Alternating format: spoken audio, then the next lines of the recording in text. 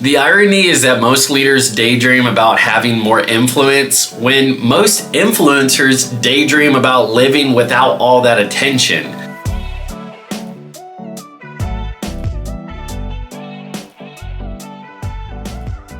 Gradually, leadership has just been repackaged into influence for the sake of influence, which comes with a combination of real and wrong ideas. Now, I'm not going to try to sort them out here and now, but I will say the reality is that most leaders need to relearn leadership to be ready for what's coming to them next. This would be a worthwhile deep dive for sure, and I look forward to having this conversation with some really thoughtful, experienced leaders in the future. But let me quickly summarize what I'm aiming towards just by re-quoting a recent conversation I published on this podcast. I said the current shift in the leadership landscape has gone from visionary to stationary. In other words, the visionary impulse alone actually catalyzes movements and moves people to make progress. So the leadership function is rarely seen sitting still. It's often on the go, which is happening literally and figuratively. And when the path does not yet exist, the leader takes on the work of pioneering a new one. However, when these movements become too established and sadly institutionalized, then the definition of leadership cools down with them as well. Leaders are less and less on the frontiers of the future, and they're more and more on the front rows as guest speakers. Now, there's nothing inherently wrong about leading through speaking, but speaking alone does not equal leading any more than funding a building project is synonymous with constructing it. Someone could say that they built the house, but in reality, they didn't have the skills to make it reality. And here's the temptation for many leaders today, no matter what your industry or the size of your following is. Many leaders think that building something great only counts when it's being marketed or monetized. It creates this notion that leadership begins when visibility finally comes, when something actually scales into the limelight. But that's not true at all. What if that's the exact opposite of what is actually happening?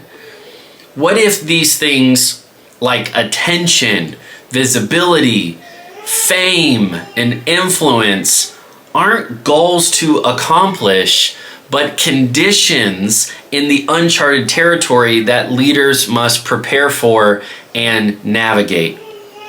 My reminder for founders and leaders today is simple.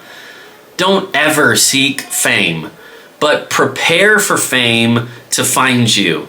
Instead of framing fame as an accomplishment, realize how few actually survive success on those grounds. There are at least two extremes to steer clear of on your leadership journey toward true greatness. First, it's the idea that you'll only attract good publicity. As backwards as it sounds, virtuous people will not always be celebrated, even though their virtues they carry are deserving of respect. It's a planning fallacy, and yet we think that we can somehow chart a course up and to the right all the time, that everything we do will be seen and celebrated by the virtue that we are motivated by. And you just can't exert the effort to prove to people that you're trying to do good all the time. Now, the second extreme is the idea that you should somehow avoid negative attention as some defensive mechanism.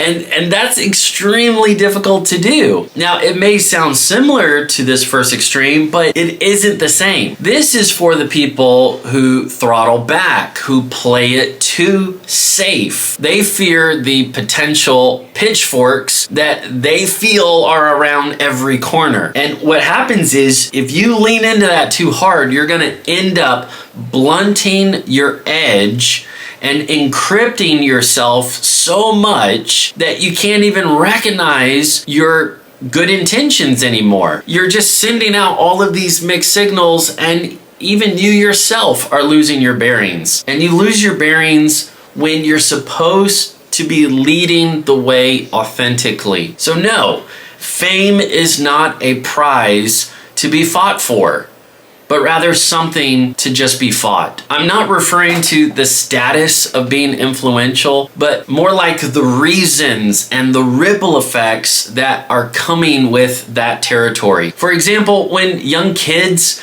come into celebrity culture so soon in life, we often just leave them in our memory in that phase of life, thinking that they made it and they're good and they're set for the rest of their days. And somehow we forget about how things are going for them. We think, oh, they got it made, when actually they've been shaped by dynamics that we can't even understand before their values were made in the first place. This even affects other parts of the leadership landscape, like even in missionary culture, missionary language. Many well-intentioned people seek fame and seek influence as a means to arrive at some particular moment or to stir up some sort of movement. And it's just a mirage, leading people on without satisfaction or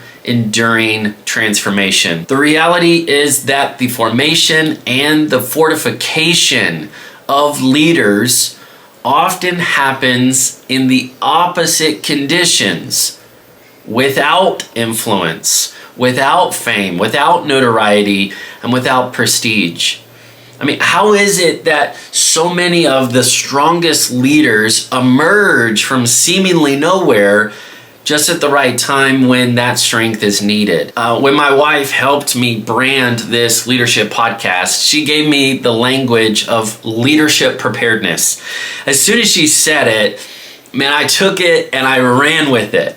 Now, she would say that she was just echoing back what I talk about all the time, but she summed it up so well. Leadership preparedness is the call to action I hope to share with the leadership community at large.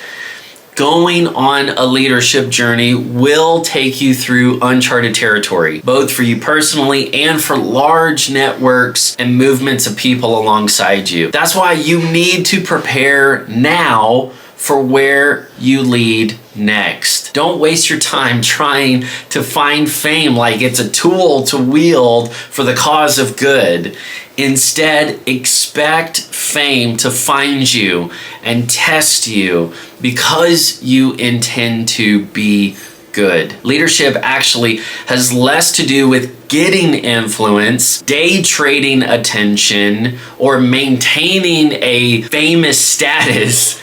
And it has a lot more to do with the direction you're going and the real progress you're making with or without help from the watching world. Instead of thinking about how much fun you'll have when fame is your friend, work hard to find and foster your real friendships before fame finds you. And before you scale, work on weighing the scales fairly in your own life. Here are 4 things that will fortify you when your real leadership journey takes you into uncharted territory. Number 1, being faith-centered. Keeping Christ as King in our hearts, living with an internal compass, with core values, and always seeking out the authentic encouragement that people really need to grow in endurance. Number 2 is being future focused, going for long-term goals over instant gratification, working on initiatives that may not make sense for a while because you believe they're going to matter more than people realize. Number 3 is being frontline ready, refusing to become incompetent in the name of tenure or seniority. This is all about considering others who need to step onto the front lines of your industry and your institutions and investing the time and resources necessary to prepare practically. And number 4, being freedom-minded, embodying the freedom to do the right thing and empowering others to do the same. This looks like the conviction that nothing should keep you out of your God-given field of life and leadership. Now, these are the core values of my Pioneer Coaching, and they were factors in my Pioneering Leadership Framework. They're not checkpoints to pass up on your leadership journey.